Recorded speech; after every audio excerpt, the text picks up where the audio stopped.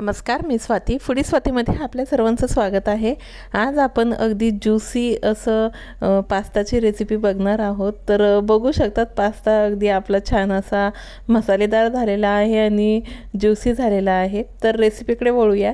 यासाठी आपल्याला काय करायचं आहे, पास्ता छान असा उकळून घ्यायचा आहे. पास्ता उकळत असतानाच मी काय केलं, जे आपले स्वीट कॉर्न असतात ना, तर ते पण त्यासोबतच उकळायला घातले.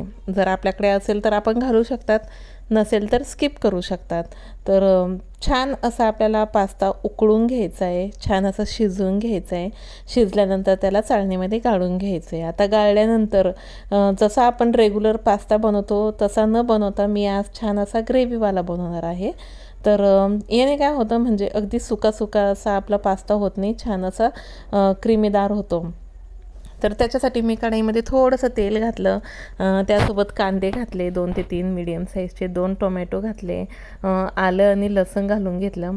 तर हे सर्व मसाला छान आपल्याला असा परतून घ्यायचा आहे. परतून झाल्यानंतर आपल्याला त्याला छान थंड करायचं आहे.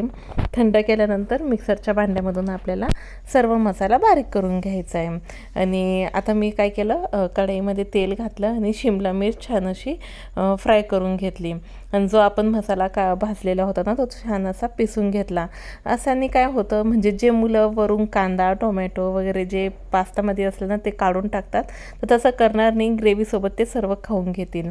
आता यासोबतच आपण याच्यामध्ये सुके मसाले घालून घ्या. मी थोडंसं हळद, तिखट, धनेपूड, जिरेपूड आणि थोडासा नूडल्स मसाला, आणि यासोबतच आपल्याकडे जे पिझ्झाचे हब्स असतील, ऑरेगॅनो असतील, तर ते आपण घालू शकतात.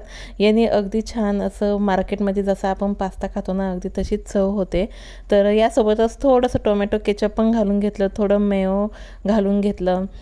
जर चीज असेल तर चीजचा एक क्यूब घालून घेऊ शकतात. आणि जो उकळलेला पास्ता आहे ना, तर तो आपल्याला त्याच्यामध्ये सोडून द्यायचा आहे.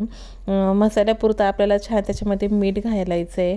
आणि मी वरून पुन्हा थोडंसं चिली फ्लेक्स आणि ओरेगॅनो घालून घेतलं. त्याने काय अगदी छान अशी चव येते. यासोबतच जी आपली दुधावरची साय असते ना, ती छान फेटून आपल्याला त्याच्यावरून घालून घ्यायची आणि मिक्स करून घ्यायचं. याने आपला पास्ता जो आहे ना, तो अगदी फ्रेश क्रीमी असा तयार होतो. तर मुलं अगदी आवडीने खातील. सुट्टीमध्ये आपण हे मुलांना बनवू शकतात.